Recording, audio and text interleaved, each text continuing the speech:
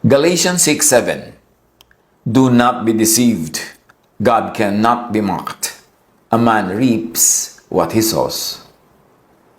Huwag daw magpadaya. Hindi pwedeng ganun na lamang ang Diyos. Hindi pwede siyang libakin. Hindi siya pwedeng ignorin kung anong itinanim siyang aanihin. Happiness doesn't fall from nowhere. Ito ay inaani. Bunga ng pagtatanim ng tamang mga gawa at pag-iisip. Kung masaya kaya ngayon, you did something right, you thought of something rightly sometime in the past. Kung malungkot ka ngayon, you did something not right, you thought of something not right, unless the principle of minalas ka o sinuwerte ka, the principle of time and chance, suddenly happened in your life. Ang mga tao gustong laging maging masaya. Pero anong ginagawa mo para ka maging masaya? Yan ba ilalaglag na lang mula sa langit? O itinatanim ba para umani ng kasiyahan? You want to harvest happiness? Plant happiness. Because Galatians 6:7 says, God cannot be mocked. A man reaps what he sows. Kung anong tinatanim ng tao, siya niyang inaani. Now, how do you plant happiness? So you will harvest happiness. Love God. Trust in God. Delight in God. At yan ang isang number one step para sumaya sa buhay. Not necessarily delight in corporate religion, trust in corporate religion. That's no guarantee. Because God is not always equal to and is never equal to corporate religiosity. Corporate religion can estimate for us the teachings of God. Corporate religion can teach, can share, can inspire, can guide, but it's not equal to God. So huwag tayong mabara doon sa religion lang, sa religiosity lang, dapat makadiretso tayo to God. Psalm 37:4. Take delight in the Lord, and He will give you the desires of your heart. And here, the take delight in the Lord means do things God's way. And God's way is by way of natural law. And God's way is by the Jesus way. Dahil si Jesus ang binigyan ng kapangyarihang ipakilala ang Diyos. Sa pamamagitan niya, nagpakilala ang Diyos. So you want to be happy? You want to receive from God the delights of your heart? Take delight in the Lord. Do things God's way. Do things the Jesus way. Kasi hindi naman lahat ng religiosity na tinatawag nilang God's way, Jesus way. Maraming ang kakontra pa ng Jesus way. So how can you receive the delight of your heart from God? Isaiah 26 verse 3, binibigyan mo ng lubos na kapayapaan ang mga may matatag na paninindigan at sa iyo'y nagtitiwala. So nagtitiwala sa Diyos, sa pamamaraan ng Diyos. And obviously, hindi naman napakaganda ng naging pagpapakilala ng Israel sa Diyos, kaya si Jesus ay kinailangang manindigan at ipakilala ang Diyos sa tamang paraan. Kaya nga sinabi sa John 1, all the goodness and all the kindness of God was revealed through Him. Psalm 19:8, the precepts of the Lord are right, giving joy to the heart. The commands of the Lord are radiant, giving light to the eyes. Kaya napakahalaga, mga kapatid, na mapaghiwalay natin yung mga precepts and teachings of religion and the teachings and precepts of God. Because there are times when religion teaches the correct precepts and teachings of God, but there are times when that's not happening. When the teachings of religion actually go against the teachings of God as revealed through Jesus. For instance, when religiosity is too legalistic, masyadong Pharisaic, therefore, hindi na yun Jesusness. Therefore, hindi na yun ang pamamaraan ng Diyos na kanyang inibig na makilala ng mga tao, kaya si Jesus ay pinagpala at ipinakilala sa atin ng Diyos sa pamamagitan ni Jesus. So, screen all precepts and commands through the Jesus filter. Anong ibig sabihin natin na lagi natin inuulit-ulit? Lahat ng katuruan, lahat ng kautusan, lahat ng gusto nating ipamuhay, ituro, i-share sa iba, Gusto nating i-observe sa ating buhay, mga kautusan, mga gawain, mga tradisyon, mga ritual, lahat yan, salain sa Jesus filter. At tulad na makikita natin sa lagi kong ipinapakitang simplified illustration, kung ang salaan ay may mga butas, syempre yung kasya lang sa butas na naglulusot. At kung yan ay Jesus filter, yun lang kasya sa mga butas ni Jesus ang lulusot. Yun lang nakakonforme sa kanyang standard, sa kanyang mga patakaran. Kaya lahat ng katuruan, padaanin sa Jesus filter. Lagi mo isipin, ito ba ituturo ni Jesus? Ito ba itinuro ni Jesus? Ito ba pinayagan ni Jesus? Ito ba pinigil ni Jesus? Ito ba minodify at pinalitan ni Jesus? Because Jesus came to destroy the law of Moses to set people free. Kung ang lagi mo ipinipilit yung law, di hindi yan papasa sa Jesus filter. Well, of course, may mga parts of the law na papasa. Yung mga loving, yung mga kind, pero may mga parts of the law na hindi loving. Yung mga batuhin mo ang kapwa mo, dalawa kasalanan siya, patayin mo siya, hindi yan papasa kay Jesus. So, i-filter ang lahat kay Jesus. At yung mga hindi papasa sa teaching ni Jesus, ilagay na lang sa file, isa-isang tabi, kasi dumating na si Jesus to destroy unjesusness, to destroy ungodliness. And what is godliness? As expressed through Jesus. God has explained, God has made visible through Jesus. Proverbs 16:20, whoever gives heed to instruction prospers, and blessed is the one who trusts in the Lord. So trust in the Lord, not in other personalities, not in other teachings, but in the Lord, our Lord God. At ang pagpapakilala ng Lord God, perfect through Jesus. Siyempre, doon sa mga nauna kay Jesus, mga propeta, mga teacher, may pagpapakilala rin ng Diyos. May makaroon ka rin makukuha about God. Pero kung yung pagpapakilala nila, perfect na, tama na, ba't pa ipinadala sa Jesus? Para itama yung mga hindi tamang pagpapakilala. At ituloy yung mga tama. Kaya dapat nga salain Kasi may makukuha ka rin namang patuloy na pwedeng paniwalaan at ipamuhay kasi pumapasa sa Jesus filter. Ecclesiastes 2:26, to the person who pleases Him, who pleases God, meaning who do things God's way, and God's way is by natural law, and by the Jesus way, God gives wisdom, knowledge, and happiness. You want to be happy, you've got to observe natural law. God is the author of nature. God's will ang nakalabas sa will expressed through nature. Pero yung mga mag-e-exercise ka ng super faith, hindi ka kakain, tapos gusto mo buhayin ka ng Diyos, bigyan ka ng lakas, hindi ka mag-aaral, tapos gusto mo pumasa ka sa exam, hindi ka magtatrabaho, tapos gusto mo providean ka ng Diyos sa mga pagkain at mga pangangailangan mo, you are going against natural law. Because natural law says, you harvest what you plant.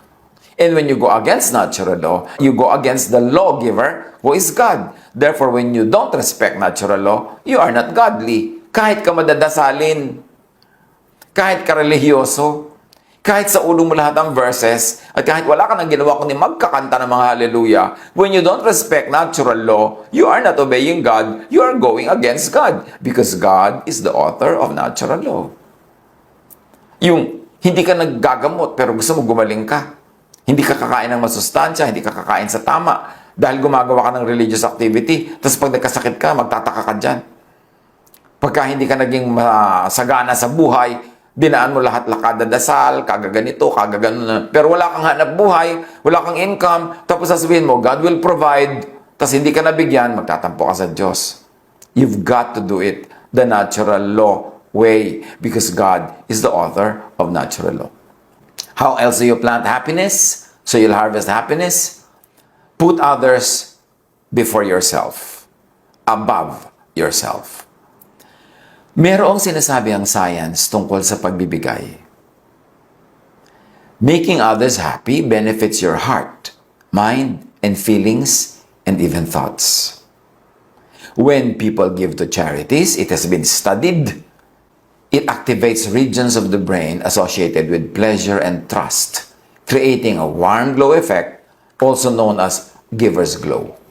Yan ay napag-aralan ng maraming branches of science. Yung minemeasure nila ang nangyayari sa iyong brain, sa iyong mga blood pressure, sa iyong buong katawan.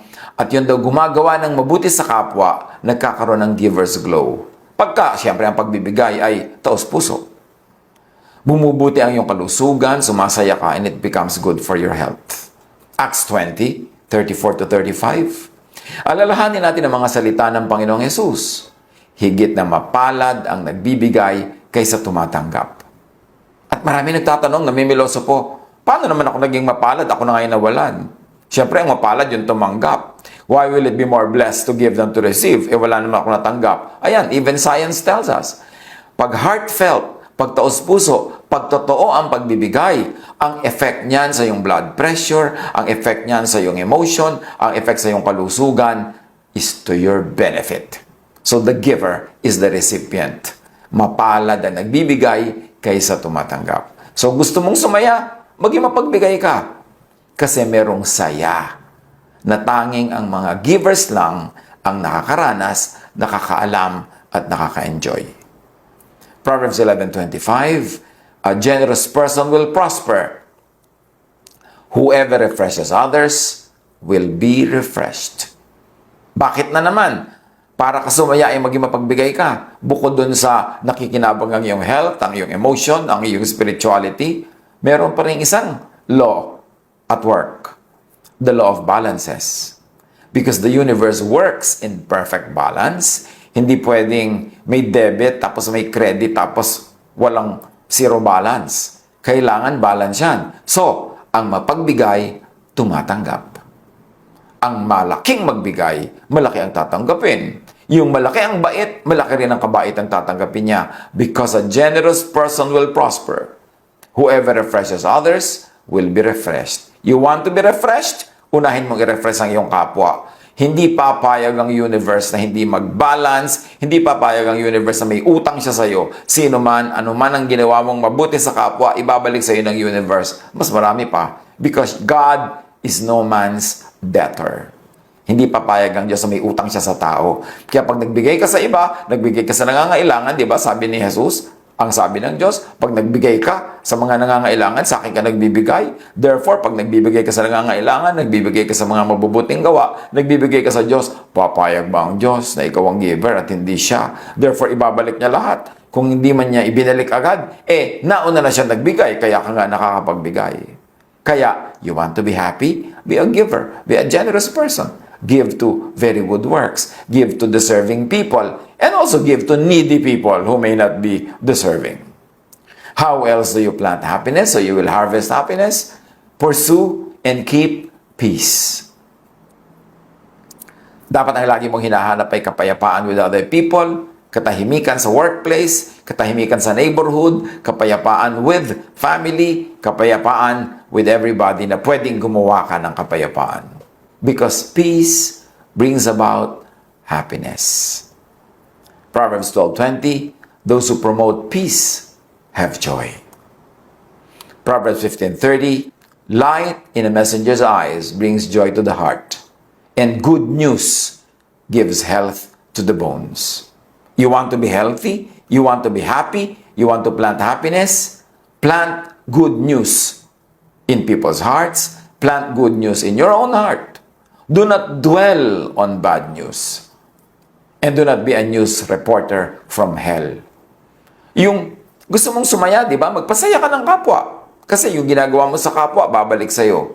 Pero kung hindi ka nagpapasaya ng kapwa, in fact, nagpapalungkot ka, nananakit ka ng kapwa, di sasaktan ka rin ng universe o ng ibang tao. Hindi ka nagpapasaya, di wala rin magpapasaya sa'yo.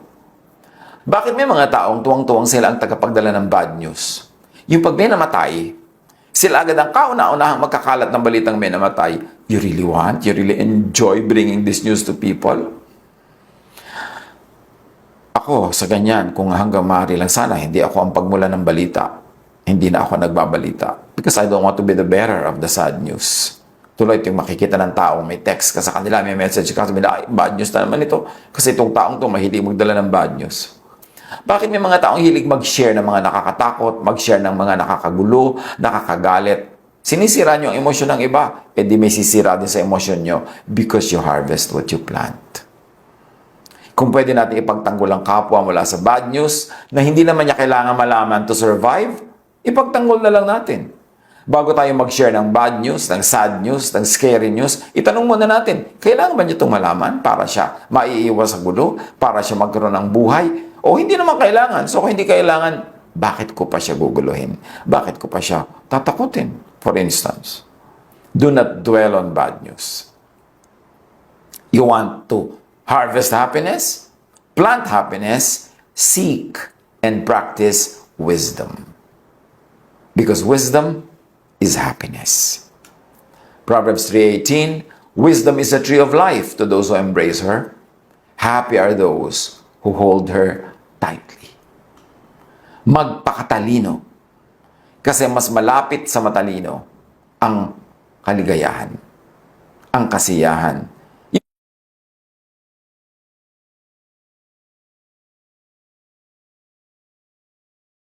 Yung tunay na katalinuhan, hindi yung katalinuhan na ginagamit para mangaway, katalinuhan na ginagamit para magmalaki at magyabang. Yung tunay na katalinuhan kasi ang bunga nun sa tao, nalalaman niya ang mga tama niyang dapat gawin, ng mga tama niyang dapat itanim para siya ay sumaya.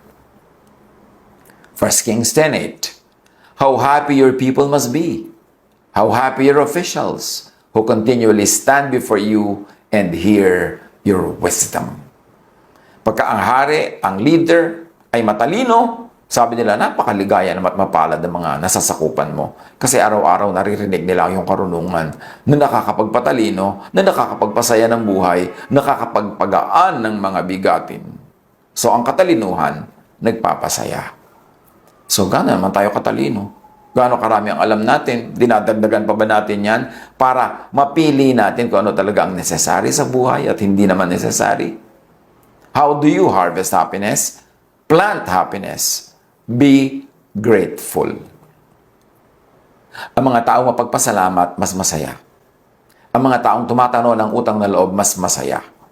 Bukod dun sa practical reason, na pag may pagpasalamat sila, baka mabigyan sila uli. Pag sila ay grateful, baka magawan uli sila ng mabuti. Pero meron pang isang dahilan, and the sciences are telling us and explaining why grateful people are happy. There were groups of volunteers who kept weekly journals focused on a single topic. At ito ay isang experiment. Yung isa ang nire-record nila, events. Yung group 2, ang nire-record nila everyday mga hassles, problema ng buhay. At yung group 3, ang nire-record nila gratitude, mga dapat nila ipagpasalamat, mga ikinatutuwa nila, ganon. This group on gratitude reported feeling more optimistic and satisfied. Fewer physical symptoms of discomfort were experienced by them, from runny noses to headaches. Mga ganyang eksperimento marami sa social sciences, maging sa mga health sciences. Sabi ng Psalm 103:2-5, praise the Lord my soul and forget not all His benefits, who forgives all your sins and heals all your diseases, who redeems your life from the pit and crowns you with love and compassion, who satisfies your desires with good things, so that your youth is renewed like the eagles. Ang mapagpasalamat, ang mapagpuri sa Diyos, mapagpasalamat at mapagpuri sa kapwa, mapagpasalamat para sa mga nangyayari at pati sa mga hindi nangyayari, may himalang nagaganap sa kanilang buhay na naiintindihan ng science. Kaya nga science is God's last prophet, because science explains what used to be unexplainable. Naintindihan na nila yung mechanics that happen in the physical world. At pagka ang tao ay mapagpasalamat, masayahin, tumatanaw ng utang na loob, maraming nangyayari sa kanyang isip, sa kanyang katawan, maging sa kanyang blood chemistry na nagpapasaya sa kanya. Aside from the practical benefit of being thankful, na natutuwa sa yung mga tao, lalo kang tutulungan, lalo kang bibigyan. Kung hindi ka marunong magpasalamat, hindi ka marunong tumanaw, hindi ka marunong magsukli, kakadalaan ka. So, kumukonti ang magiging source of happiness mo. Galatians 6:7, you cannot fool God, so don't make a fool of yourself. You will harvest what you plant. If you plant goodness, you harvest goodness. If they plant gratitude, they will harvest its fruit. Another way to plant happiness, get and keep connected with the right people. Invest in good relationships. Because good relations keep us happier and healthier, at marami na rin mga social experiments, medical experiments, psychological, psychiatric experiments that confirm that. Proverbs 27:9, perfume and incense bring joy to the heart, and pleasantness of a friend springs from their heartfelt advice. So pagka meron kang marami mga kaibigan, kahit hindi marami, pero quality, yung kanilang mga advice, mga salita nila, nagpapagaan ng buhay, nagpapasarap ng buhay. Proverbs 14:7, stay away from a fool, for you will not find knowledge on their lips. So invest in good relationship with good people, hindi with foolish people, hindi with bad people who will ruin you and ruin your personality. At syempre pa, enjoy life with people you love. Ecclesiastes 9:9. Enjoy life with your wife, or of course its equivalents, whom you love all the days of this life. Sino ang mahal mo? Sikapin mo na siya ang kasama mo, kasalo mo sa buhay. Kaya ipinaglalaban yan. Maghihiwalay ba kami, maglalayo, pero mas maraming kita, o konti lang ang kita, pero magkasama kami? You've got to do the math. Kung alin ang tunay na mahalaga at magiging mahalagang factor sa buhay mo para ka sumaya. How do you plant happiness? Get rid of anger and hatred. Luma na yan, pero i-apply na natin. Please lang, di ba? Alisin na natin yung galit, yung hatred, lalo medyo matanda ka na. Tama na. Hindi ka pa ba nakakakota sa galit? Lagi ka pa rin magagalitin, matatampuhin, marami kang sama ng loob, marami kang hinanakit. Tama na yan.